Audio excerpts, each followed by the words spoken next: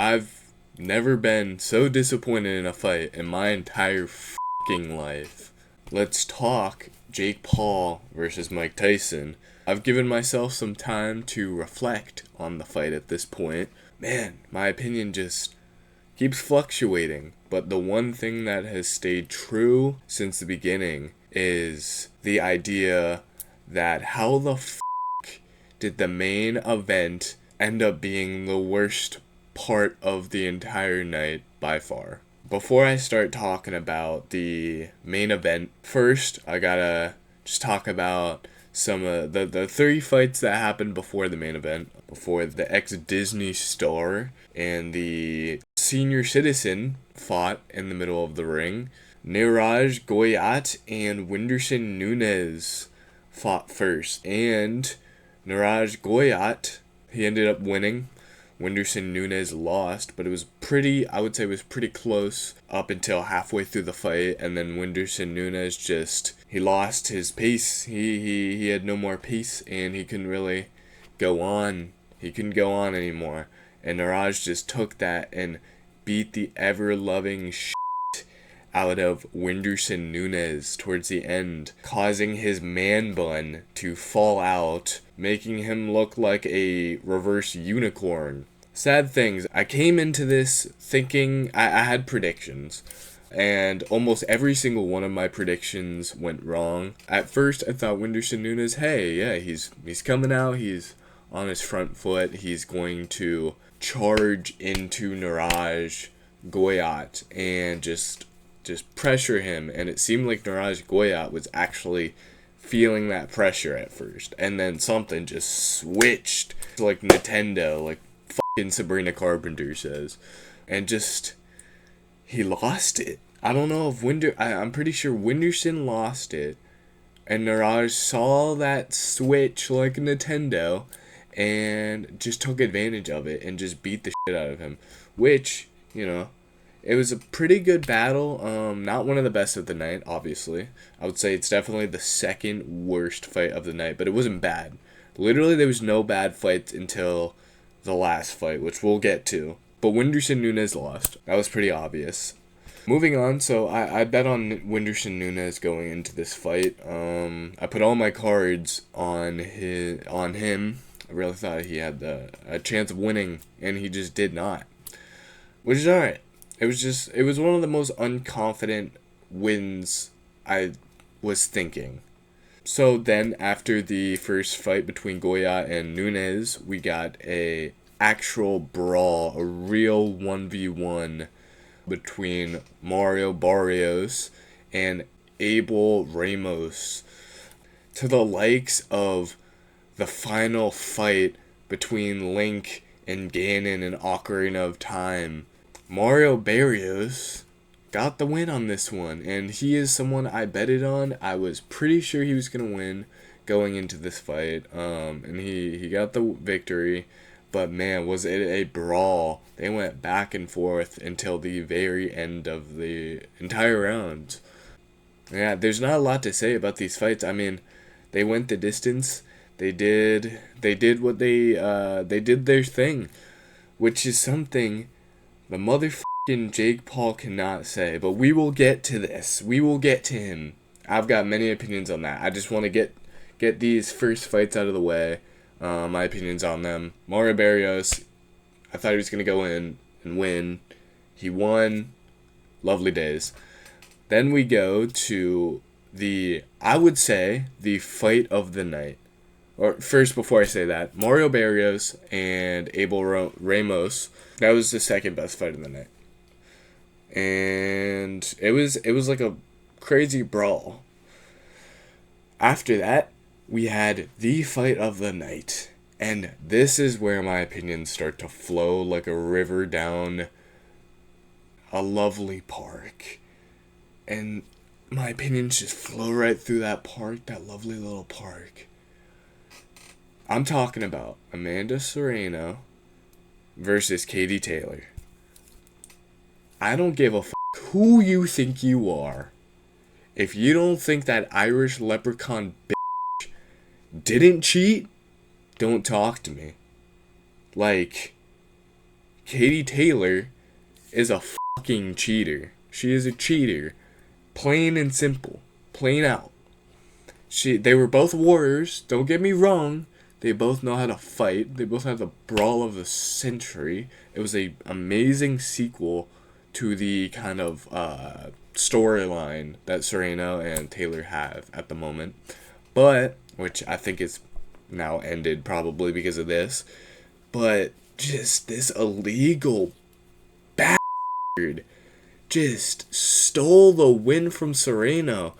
And on top of that, it's just Serena still won the fight, even though she got completely cheated on. So basically, what I'm alluding to is when in the first round, I'm pretty sure it was, Katie Taylor comes in, pretends like she's kind of just like embracing and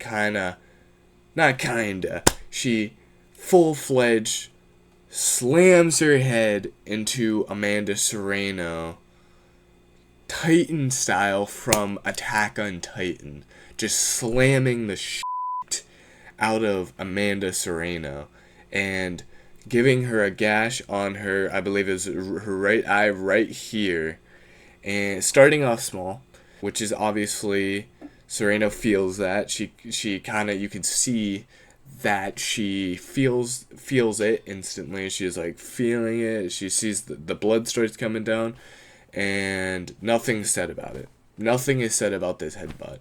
It is completely legal in this fuck ass judge's mind. That's another thing I have to talk about. I'll talk about that in a second. This fucking judge does not deserve to ever judge anything again in his life. Anyways, Amanda gets headbutted illegally by Katie Taylor again after their first bout, where Katie Taylor also headbutts her and gives her a cut the first time. Now, the second time, Amanda Serrano is headbutt, same opponent, and has a gash in her eye. And no, the judge does not call it because he's a fucking blind old piece of shit who should never officiate any professional sport or anything ever again. So Amanda Serrano goes the distance. Every single time a new round starts, Katie Taylor knows the weakness of Amanda Serrano now. That huge gash in her eye is very distracting, and she knows the more she opens up that cut, number one, it's gonna bother Amanda Serrano, so it'll take her head out of the game. She won't be able to think as well, strategize as well. It'll just be a huge distraction.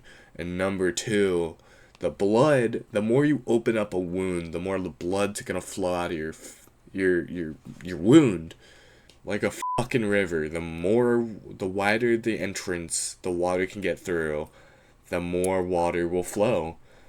So the more Katie Taylor just keeps headbutting over and over on Amanda Serrano's cut directly, it will open that gash up more and more.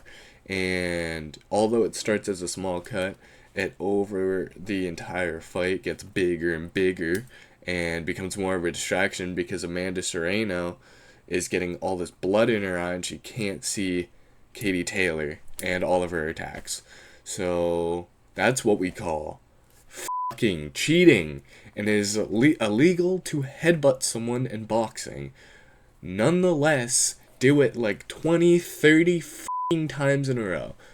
Every single chance Katie Taylor got, she came up on the front foot, did these tiny, stupid little 4-piece combo thingies. I wouldn't even call them anything. They were nothing. They were as weak as a fucking 4-piece combo at KFC. She pulls these out and then instantly goes into a clinch type thing where she holds Amanda Serrano and pushes against her head, opening her gash more and more through the fight. And all through this, Amanda Serrano still ends up going the distance and still getting more, literally on the record, more punches landed percentage-wise more punches landed in general, and more punches landed than not landed. Again, percentage-wise. Over Katie Taylor. She wins in every single stat she can get. Over Katie Taylor, she gets in this fight. She throws less punches, but is still more accurate. Just everything. And Katie Taylor wins. The moment I heard that ref say, Katie Taylor, it was over. It was over. I realized, do we take this event seriously at this point? How can you take this event seriously when something like that happens? If this is the biggest boxing event in a long fucking time, and you're telling me that this shit is happening. Even Jake Paul, the main person in the event, said, no, Amanda Serrano basically like indirectly saying Amanda Serrano won. Katie Taylor did not. This judge should never professionally say anything ever again.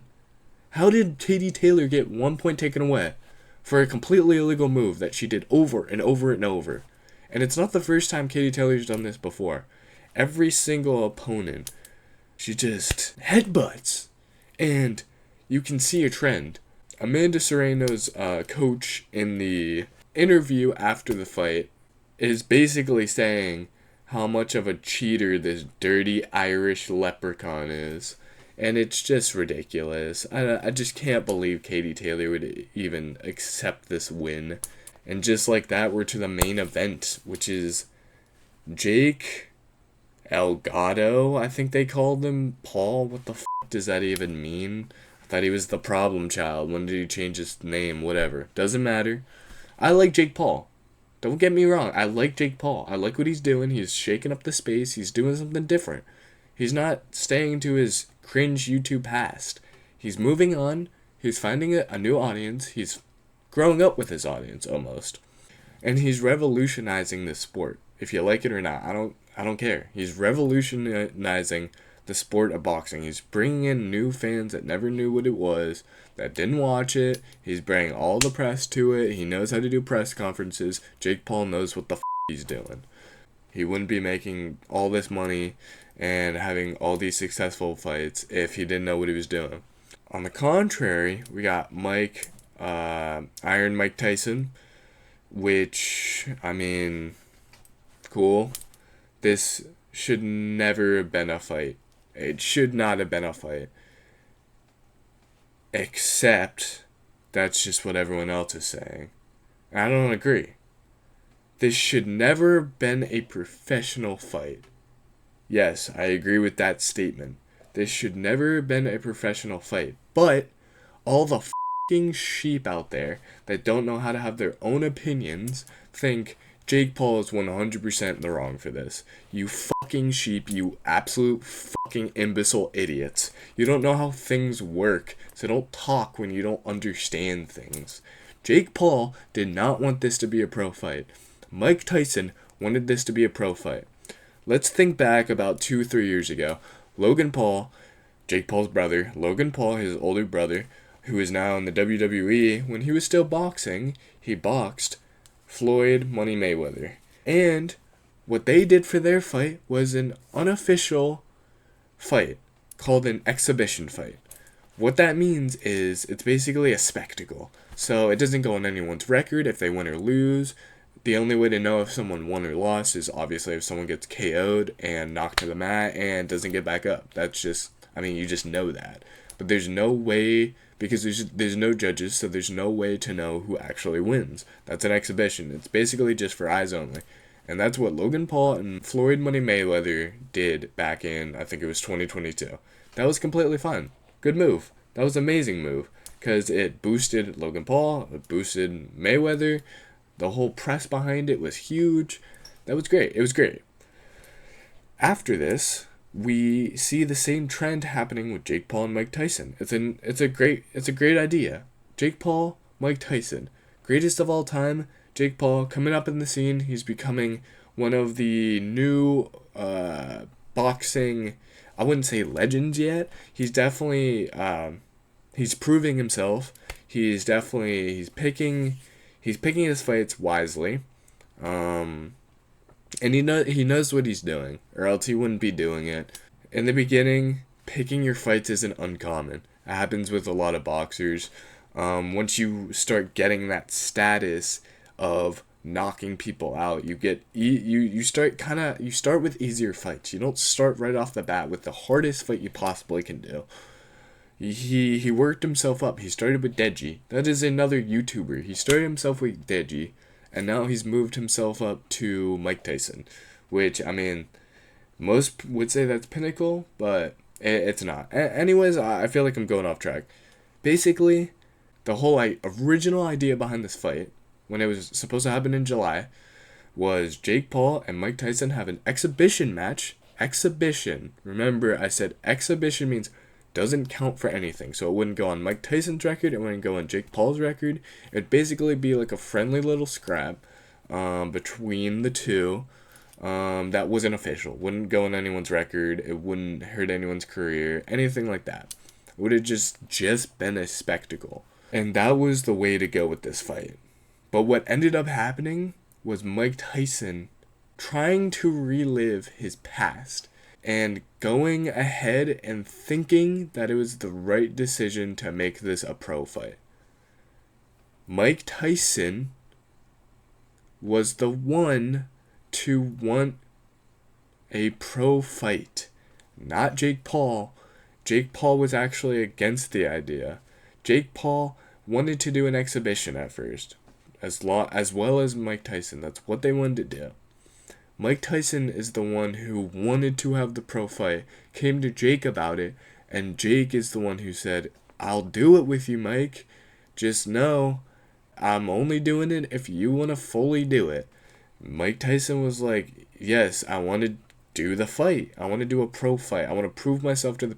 No, he didn't even say, he doesn't want to prove himself to the people. He said, I want to prove to my kids and myself that I can still do this. So he made this a pro fight, he put everything on the line, and Jake Paul went along with it. Now tell me, where in any of this is Jake Paul in the wrong? They start off with an exhibition fight. Obviously, Jake Paul is not going in there with the intent to knock out Mike Tyson. You can say whatever the you want. Jake Paul can say whatever bullshit he wants. It's just talk up until the fight to get each other angry. Jake Paul never went in with intentions of knocking out Mike Tyson. He's a legend. Jake Paul knows he's a legend. He would never do that. Let's remember the age gap here. Jake Paul going into this fight is 27 years old. He's in his late 20s. He's pretty much fully in his prime at this point, if not a little past age-wise. And Mike Tyson is no longer living in the 80s. Jake Paul was not born when Mike Tyson was fighting people in real pro boxing matches. When Mike Tyson was in his prime, Jake Paul was not born. That should put into perspective how fucked this match was. It should have never happened. It was stupid. So basically, how the fight goes, they start off. Everyone predicts Mike Tyson's going to go out there. They've seen this training footage of him going crazy on pads, which, number one, I've always said, pads mean nothing. Pads don't hit you back. Pads just stay there for you to hit, and for you to hit only. There's no chance of you being hit back. You don't have to defend yourself. That's half of boxing. So if you take that half away, of course you're going to look good. Anyone can look good on pads. And every single clip, I swear, if you go back and look at every single clip, not a single one is over 2 seconds long. Mike Tyson is not in the shape, I don't care if you're Mike Tyson or not, he's not in the shape to do a fight like this. He's 58 years old. He is, yes, Mike Tyson. The name Mike Tyson holds a lot of power. But at a certain point, he's still a man. And this man ages just like the rest of us. For fuck's sake, he was 2 years ago in a wheelchair. 2 years ago, he was walking around with a cane. 6 months before this, no, 4 months before this, he got a really deadly disease that almost killed him. And it's because he's old. He's 58. At a certain point, your body can't just keep going as an athlete. Which I still rate Mike Tyson heavily. He was able to survive 8 rounds in that boxing ring with Jake Paul. Not just that it's Jake Paul, but he's a seasoned, in his prime boxing fighter. He's a boxer. And Mike Tyson, at the age of 58, is able to go toe-to-toe with him for 8 rounds. Although he did get gassed after the first round, which I predicted, he was still able to keep up his guard and able to protect himself. So the first round starts, Mike Tyson comes out, and in my predictions, I felt Mike Tyson's either going to come out and use that little stamina he has as an old man right away and possibly knock him out with the power that he probably still has. He definitely doesn't have the power he used to, but he still has a huge amount of power. He's Mike fucking Tyson. So if he just came out and just really wailed on Jake, I don't know how he would have been able to handle it. I don't think Jake would have. I mean, you kind of saw that in the first round. Jake was not. He was on very much backpedaling the entire round. He was on his back foot. He was being very careful. He wasn't coming in until around the 3rd or 4th round, wherein he realized he was safe to.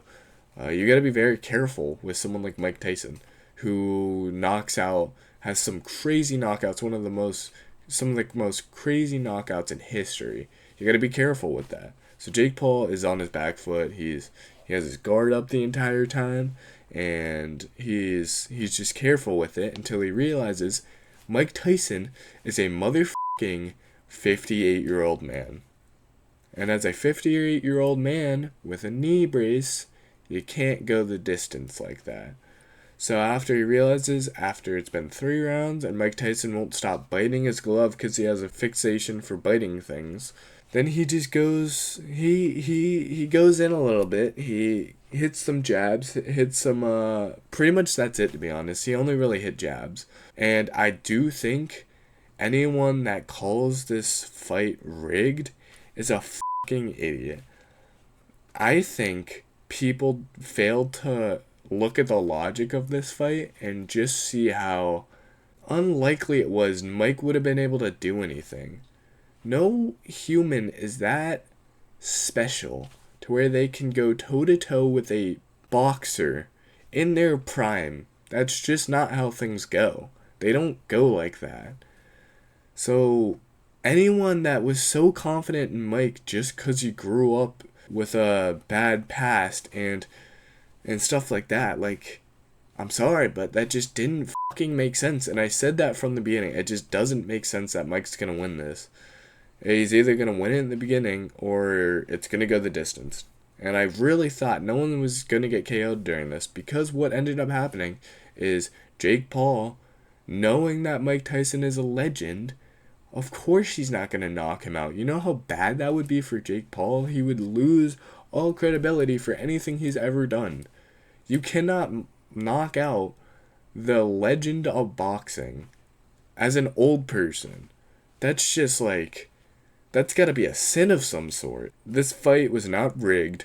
Mike Tyson came in thinking he could fight the fact that he's 58. He realized quickly he couldn't. He buckled under the pressure of the idea that he lost his stamina instantly and he no longer had that chance to just go in and fuck Jake Paul up like people thought he was going to.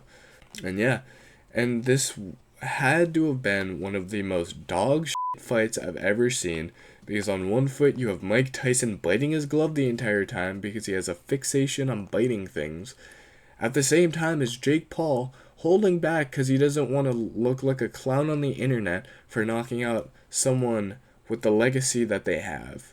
I just feel sorry for anyone that went out there and wasted their time and money. And that's not even talking about the idea of all the Netflix streaming problems. Just on Twitter alone, if you were scrolling during the fight at any point, and any point after the fight, the day after, and the day after that. Netflix fucked up. How the fuck can you be the #1 streaming service in the world, Netflix, and fuck up live streaming? Did you not expect there to be that many viewers? It's Mike fucking Tyson fighting for the first time officially in 20 years. You know how many people were stuck on a 25%? The all famous 25%. I saw that shit in my nightmares that night. Every single punch that was thrown throughout the entire night was followed up by a buffering screen and 420p resolution right after. It was just so bad, and Netflix completely dropped the ball, and they just deserve the hate that they're getting for it. They dropped the ball there. I just think the only interesting part of the entire night was seeing Mike Tyson's flabby butt cheeks live on screen. I guess that's about it. See you guys in the next video. Bye bye.